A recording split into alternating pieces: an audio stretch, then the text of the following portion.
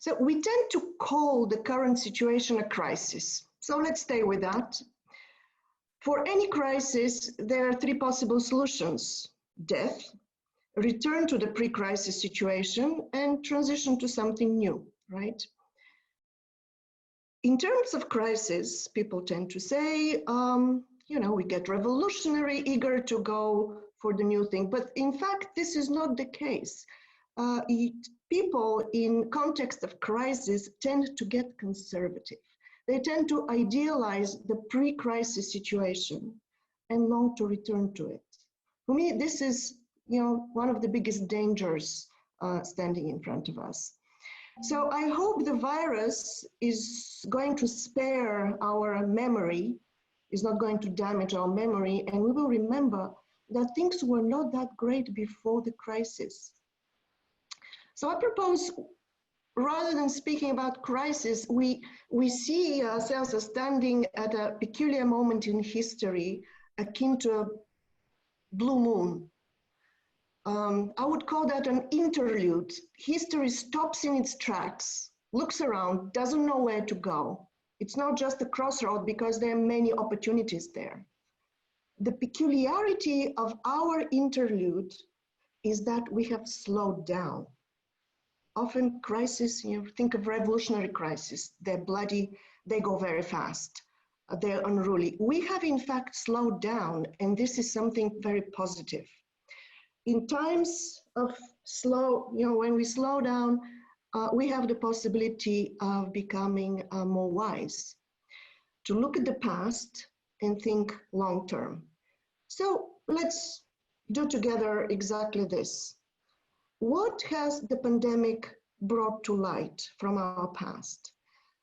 It has deepened and brought to light economic inequalities, laid them bare. There's a very clear divide between poor and rich, between those who can stay in their wonderful homes and those who are cramped in tiny apartments and houses with maybe abusive partners.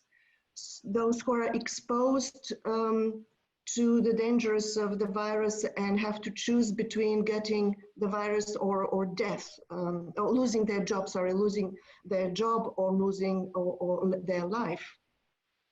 So indeed, the pandemic has laid bare these inequalities about which we used to talk a lot about before the crisis. The pandemic has exposed also our common humanity, the cosmopolitan humanism. Now it's all put to verse. We feel very good about ourselves and the world when we are exposed to these wonderful gestures of solidarity, applauding. Sure, the pandemic has exposed our common vulnerability of rich and poor to health problems. But it should be also making clear that we're all afflicted by another situation that I describe in my book as massive precarity. I do not mean the precarity of poverty that Guy Standing has called the precarious class, right? I talk about the precarity as a social condition, politically generated, politically crafted social condition of insecurity that afflicts the 99%. It has been in the making for quite some time, and it has been caused mostly by three factors. Automation. Jobs have been disappearing even in high-skilled sectors such as the legal profession and IT. Because of this, jobs are shifting to countries, because the ease that IT, information technology is allowing, our jobs are shifting to countries with cheaper labor.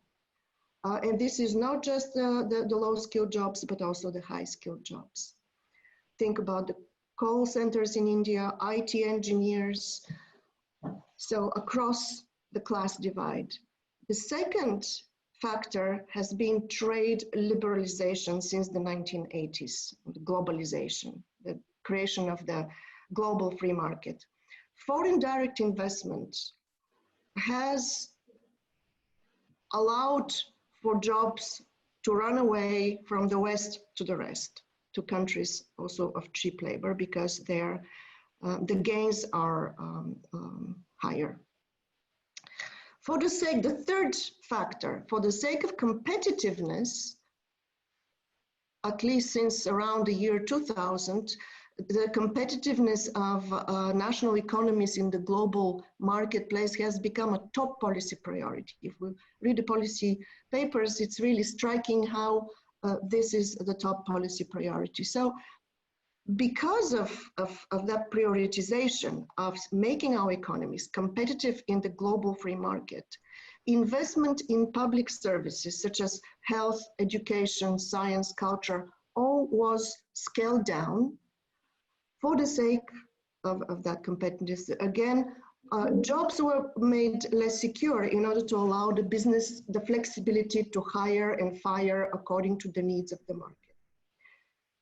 So as a result of all this, we have faced what I call the contradiction of contemporary capitalism, that we have all become more dependent for our well-being on employment, since the welfare state has contracted for a lot of the basic things we need to pay out of our pocket, as education, healthcare, everything is less available. So we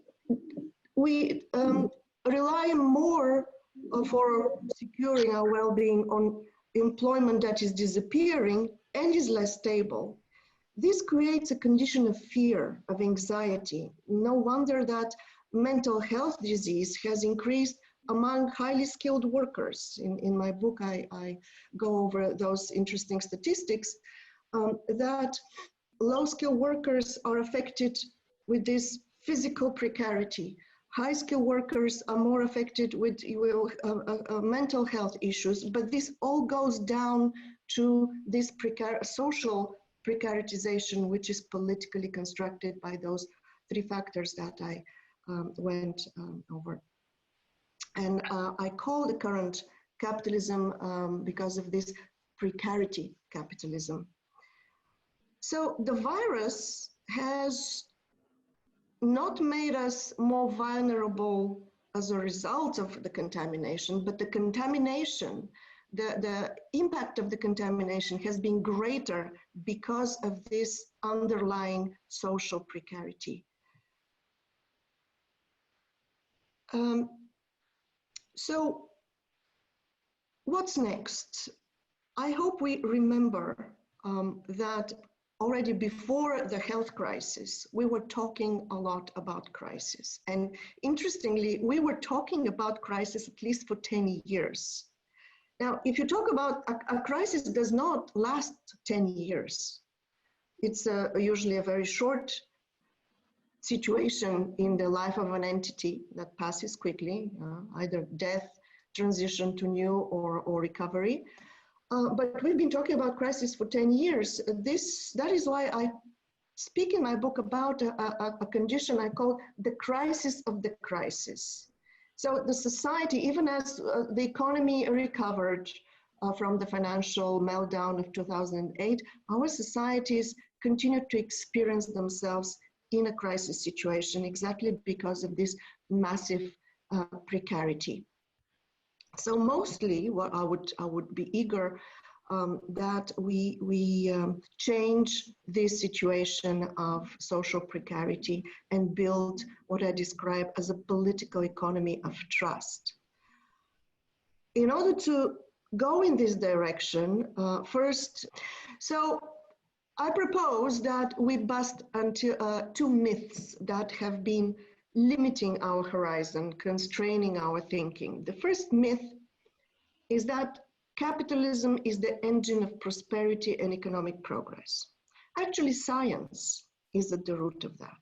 Capitalism is one of many possible transmission mechanisms that help direct the achievement of science into society through a process of making profit. But the pandemic has revealed that something that we should have known well for a long time, that it also directs human effort away from things which, very important things, which do not make profit, such as vaccines. So note that the news about vaccine breakthroughs come from universities' research centers. It's simply because it is against the economic logic of capitalism to invest in something that through which you cannot make profit.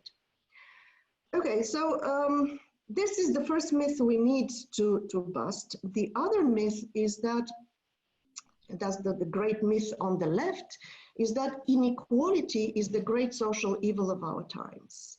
Now, our obsession with inequality, I find very narrow-minded.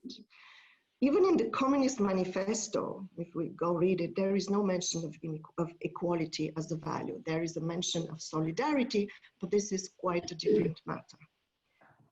According to Marx, for instance, in a communist society, everybody would receive according to their needs and contribute according to their capacity, not everybody the same.